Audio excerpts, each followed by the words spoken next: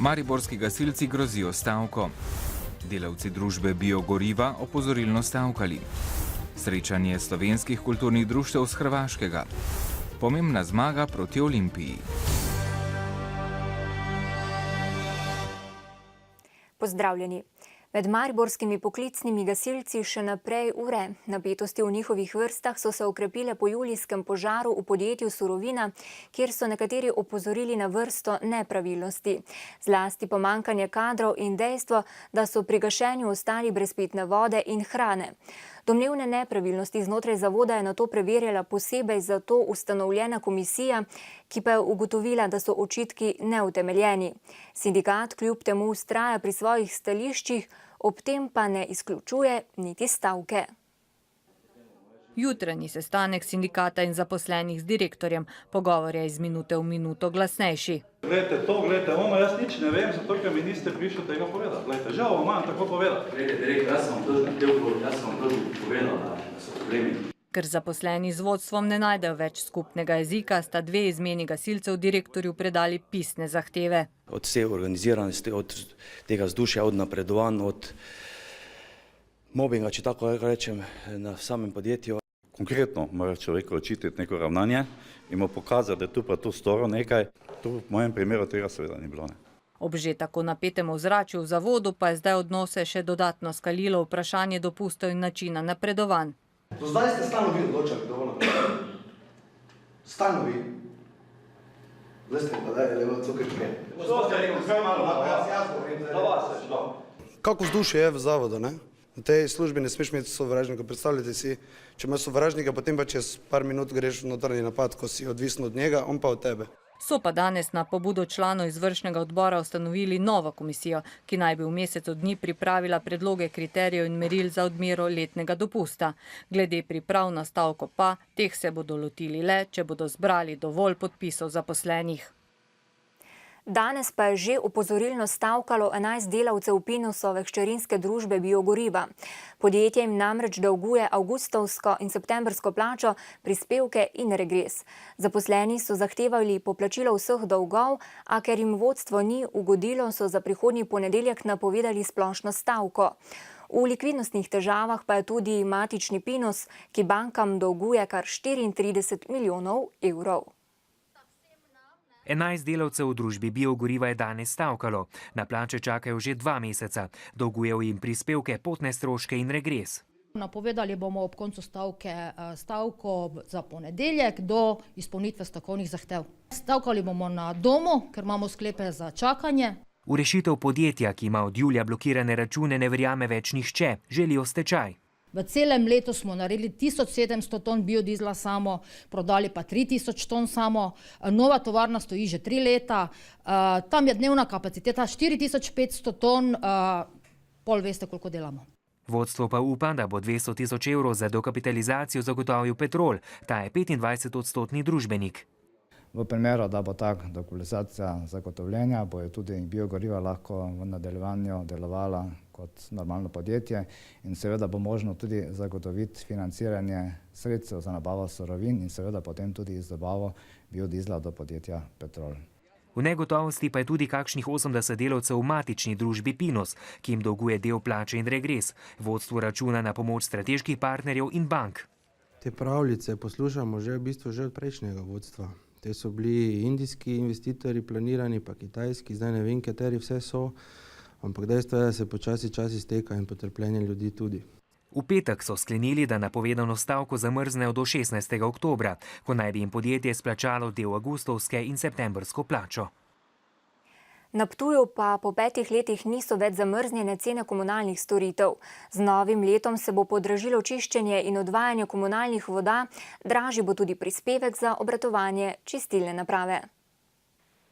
Medtem ko je doslej 4-članska družina na Ptuju za vodo, odvajanje komunalnih voda in delovanje čistilne naprave plačevala okoli 33 evrov mesečno, bo po novem letu za te storitve plačevala približno 5 evrov več. Evro na evro nekaj znasa, in to se vse posodi pozna. Se pa gledamo na televiziji, koliko se vsega draži. Imam 355 evrov penzije, zdaj pa se živeti s tem. Ki so stroški, ki je vse. I od vode, i od smeti, od elektrike, do plina, do stanovanja. To ni pošteno. Na občini Ptuj pojasnjujejo, da bodo podražili le tisto, kar je nujno, za zdaj torej čiščenje odplak in kanalščino. Spreminjale se bodo cene zgolj tam, kjer je dejavnost praktično v rdečih številkah, kjer je v izgubah, tam se bodo cene spreminjale, kjer cene pokrivajo izvajanje dejavnosti obveznih javnih gospodarskih služb, se ne spreminjajo. Omrežnino pa bo ptujska občina prihodnje leto še v celoti subvencionirala, za naprej pa težko verjetno.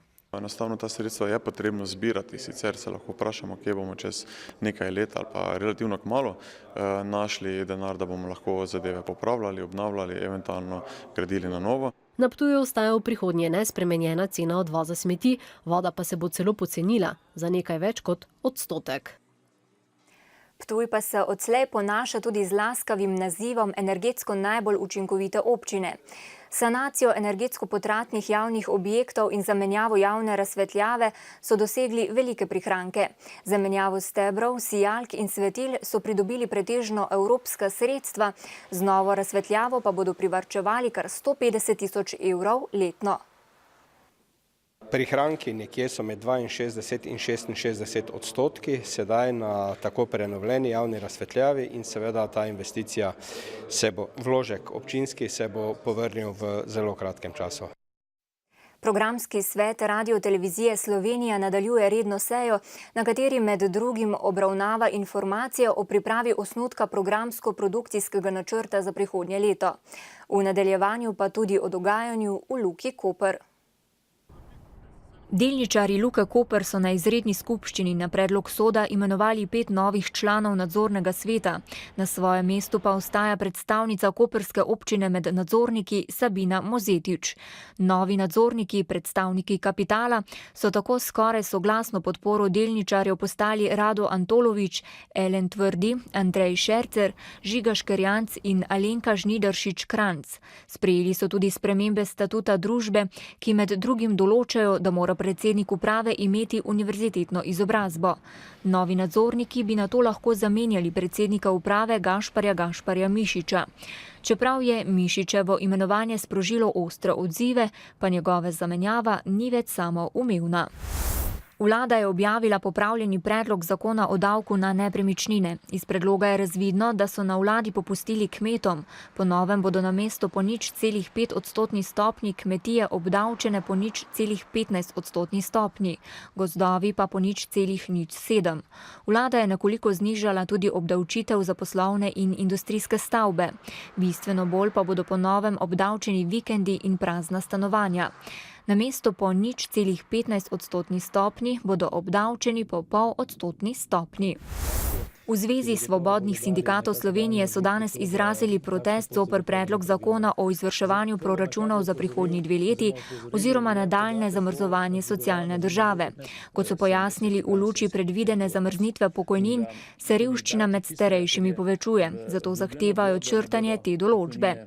Menijo, da je početje vlade nesprejemljivo. Pokojnine namreč realno padajo in trenutno dosegajo le 57 odstotkov povprečne plače, kar je daleč od okoli 70 odstotkov, o katerih je bil govor pred leti.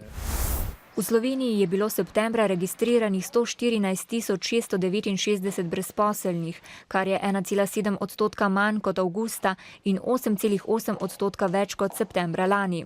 Med novo prijavljenimi brezposelnimi je bilo največ brezposelnih zaradi izteka zaposlitve za določen čas. Kljub večjemu številu novo prijavljenih brezposelnih pa se je povečalo tudi zaposlovanje. V primerjavi z lanskim septembrom je večji delež brezposelnih žensk starih od 15 do 29 let in od 30 do 39 let, ter iskalcev prve zaposlitve. Mariborski policisti so v preteklih dneh pridržali 2 mlajša moška, obdolžena drznih tatvin. 26-letnik, odvisnik od mamil, je septembra zagrešil 5 drznih tatvin in 1 tatvino v trgovini. Za žrtve je izbral starejše ženske, ki se mu niso mogle upreti. S kaznivimi dejanji si je pridobil več kot 2000 evrov protipravne premoženjske koristi. Pred dnevi pa so takoj po tatvini pridržali še drugega moškega, 33-letnika, ki je 52-letnemu oškodovancu ukradel osebne dokumente in 150 evrov. Sedaj pa k lepšim zgodbam. V Sloveniji se je začel teden otroka, ki ga je kmalu po drugi svetovni vojni uvedla še Jugoslavija. Zveza prijateljev mladine Maribor, ki letos praznuje 60 let, letošnji prvi teden v oktobru zaznamuje tudi s posebno razstavo. Tokratna tema je, kako biti otrok v današnji družbi.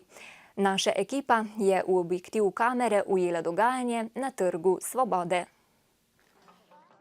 Navdih za ustvarjanje pod mentorstvom prostovoljcev so mladi našli v različnih materialih. Izdelali so glasbila, okraske, slike, lutke in drugo.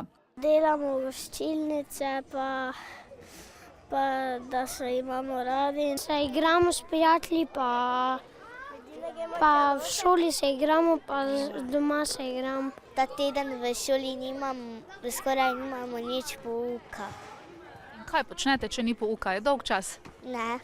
Otroci tako že 60 let Zvezo prijateljev mladine Maribor popoldneve in počitnice preživljajo v družbi ustvarjalnih in aktivnih vrstnikov. Naši programi obsegajo tako bralno značko, ki je množična, do Mladi za napredek Maribora, ker mladi raziskujejo počitnice, pa letovanja. Njihov dom ustvarjalnosti v središču mesta in tisoči prostovoljcev privabljajo že več generacij. Prihajajo v dom ustvarjalnosti s svojimi otroki in rečejo, kaj se me še spomnite, ko sem bila mala, sem hodila v delavnice, zdaj pa je to moja pužika. In komu je lepše, prednikom ali današnjim otrokom? Nam. Ker prej se ni bilo takih računalnikov pa vsega tega. Mislim, da jim je težko. Čeprav njim je lepo, ne? Kot pravijo, njim je lepo in si ne znajo predstavljati življenja drugače. Ne? Kako ste lahko živeli brez tega?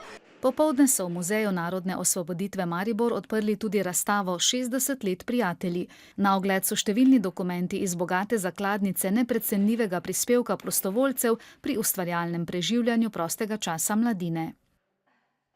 V Ormožu pa so se v soboto že 10. leto zapored srečala slovenska društva, ki delujejo na Hrvaškem. Po letošnjem vstopu države v Evropsko unijo so se prvič zbrali na slovenski strani meje. Več kot 300 slovenskih rojakov z Hrvaške si je ogledalo mesto Ormož, ki leži pod obronki Slovenskih goric. Mi živimo dole, ali mislimo na našu državu, tako, mi na to mislimo in to je to. Na Hrvaškem deluje 16 društev, ki ohranjajo vez s svojimi slovenskimi koreninami. V sosednji Varaždinski županiji že drugo leto na osnovnih šolah in gimnaziji skupaj z učitelji iz Slovenije poučujejo slovenski jezik. Danes bi rekla, da je to še posebej zato pomembno, ker število Slovencev na Hrvaškem zelo upada. Zdaj nas je vse skupaj po tem popisu okrog 11 000. Pred 10 leti nas je bilo 24 000. Položaj Slovencev na Hrvaškem se je spremenil leta 1991 po razpadu Jugoslavije. Tedaj so postali narodna manjšina. Do leta 1991 nismo vedeli, da obstajajo kot manjšinska skupnost ali kakršnakoli skupnost. Vedeli smo, da tam živijo. Zgodovinska obveza pa je, da državi sodelujeta in prijateljujeta.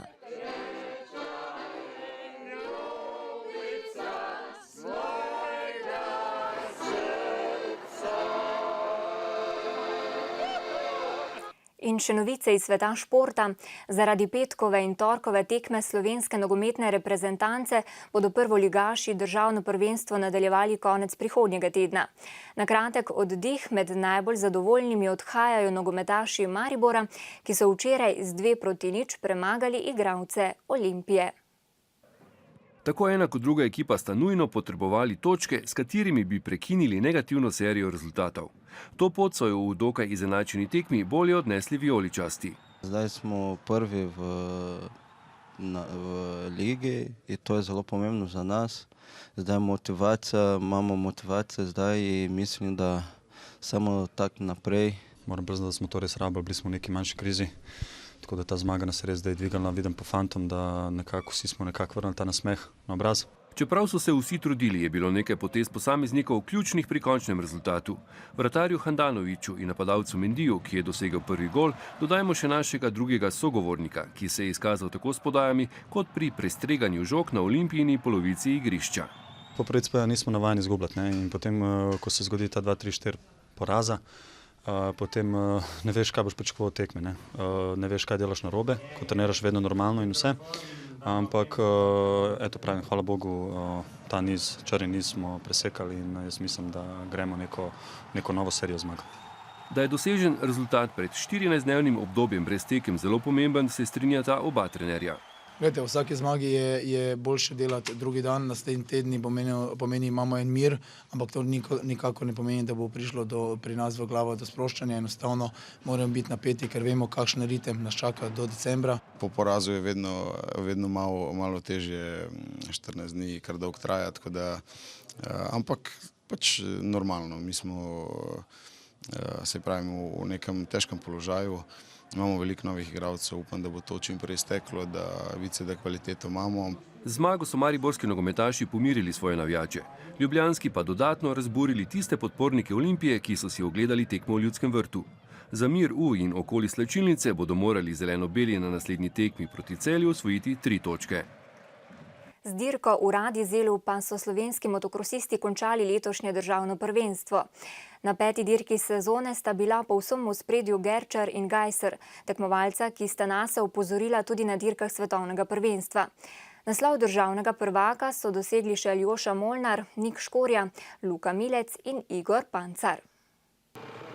Klemen Gerčar je naslovu svetovnega prvaka v razredu MX3 dodal še skupno zmago v domačem prvenstvu.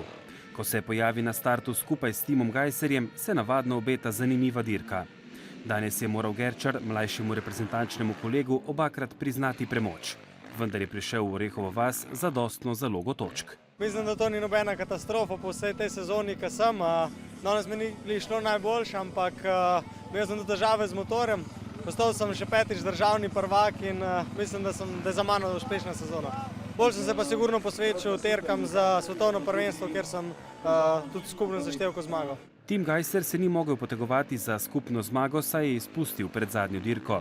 V Orehovi vasi je prepričljivo dobil obe vožnji, s čimer je bil po sezoni, polni težav z motorjem, zelo zadovoljen. Danes sem nastopal prvič z mojim novim motorom, ki ga bom vozil naslednjo leto, to je Honda. In res sem zelo navdušen nad Hondo, ker je res pravi motor in upam, da naslednjo leto ne bo več toliko težav, kot je bilo letos na svetovnem prvenstvu in upam, da se mi uresničijo sanje. Sanje najboljših slovenskih motokrosistov krepko presegajo trenutno dogajanje na slovenski sceni. Zadnja domača dirka je ponudila tudi klavrno podobo, saj je v odprtem razredu nastopilo le 5 voznikov. Skupaj na vseh 5 tekmah v prvenstvu pa prav tako skromnih 16. Pri mednarodnih novicah smo. Francosko sodišče je umaknilo obtožbe proti nekdanjemu predsedniku države Nicolasu Sarkozyju. Ta je bil marca obtožen v zvezi z domnevno nezakonitim financiranjem volilne kampanje leta 2007 sredstvi ostarele dedinje kozmetičnega imperija L'Oréal. Sledi pregled drugega dogajanja na tujem, ki ga je pripravil sodelavec Matej Korošec. V spopadih med islamisti in policijo v Egiptu je včeraj po zadnjih podatkih umrlo najmanj 50 ljudi. Spopadi so izbruhnili po prireditvi, s katero je vojska zaznamovala obletnico arabsko-izraelske vojne leta 1973. Privrženci odstavljenega predsednika Mohameda Mursija so skušali vdreti v središče Kaira, kjer je bila slovesnost, a jim je policija to preprečila in začeli so se spopadi. V prestolnici in njeni okolici je bilo več kot 250 ranjenih, aretirali so 423 ljudi, ki jih obtožujejo vandalizma. Ameriški državni sekretar John Kerry je ob začetku zasedanja Organizacije za azijsko-tihomorsko gospodarsko sodelovanje na Baliju pohvalil sodelovanje sirskega režima pri uničevanju kemičnega orožja v državi. Včerajšnjo akcijo Združenih držav v Libiji pa je označil za zakonito. Kot smo poročali, je ameriškim specialnim enotam uspelo prijeti pomembnega člana teroristične mreže Al-Kaida Abuja Anasa al-Libija. Libijska vlada sicer zanika, da so ameriške enote akcijo izvedle z njenim soglasjem in od Združenih držav zahteva pojasnilo. Kitajsko je dosegel tajfun Fitov, ki je s seboj prinesel silovit veter in obilne padavine. Evakuirati so morali kar 750 tisoč ljudi. Tajfun naj bi že zahteval smrt najmanj 2 oseb. V več provincah je močno okrnjen zračni, železniški in avtobusni promet, prišlo je tudi do izpada dobave električne energije. Vremenoslovci sicer napovedujejo, da bo tajfun na poti po kopnem oslabel. Hrvaška je v prvem polletju ustvarila dobri 2 milijardi evrov prihodkov od turizma, kar je 5,7% več kot v enakem obdobju lani, je sporočilo hrvaško ministrstvo za turizem. Delež turizma v bruto domačem proizvodu je znašal slabih 10%. Na ministrstvu so spomnili, da so se prihodki od turizma povečali tudi v drugem četrtletju, potem ko so imeli rast že v prvih 3 mesecih letos. Olimpijska bakla, ki so jo pred tednom dni prižgali v Grčiji in jo nato poslali v Moskvo, je na poti ugasnila. Nosilcu bakle je nato na pomoč priskočil opazovalec, ki je ogenj ponovno prižgal kar z vžigalnikom. Nekateri menijo, da gre za slabo znamenje pred začetkom iger, spet drugi pa opozarjajo, da se sme plamen ponovno prižgati le z rezervnim ognjem iz antične Grčije. Po vsej Latinski Ameriki je bilo včeraj blagoslova deležnih več 100 domačih živali. Z obredom so zaznamovali god svetega Frančiška Asiškega, zavetnika vseh živali. Samo v venezuelski prestolnici Caracas se je maše in blagoslova udeležilo več kot 250 ljudi s svojimi ljubljenčki. Še pogled v nebo. Jutri bo večinoma oblačno z občasnim dežjem. Padavine bodo pogostejše v zahodni polovici Slovenije, ob morju lahko tudi zagrmi. Bolj suho bo na severovzhodu. V sredo bo pretežno oblačno z občasnimi manjšimi padavinami. V četrtek bo dež na zahodu spet pogostejši, čez dan se bo širil tudi v notranjost. Pihal bo jugozahodnik, ob morju jugo. Spoštovani, to so bile novice današnjega 280. dne v letu. Hvala za pozornost in znova nasvidenje ob 20.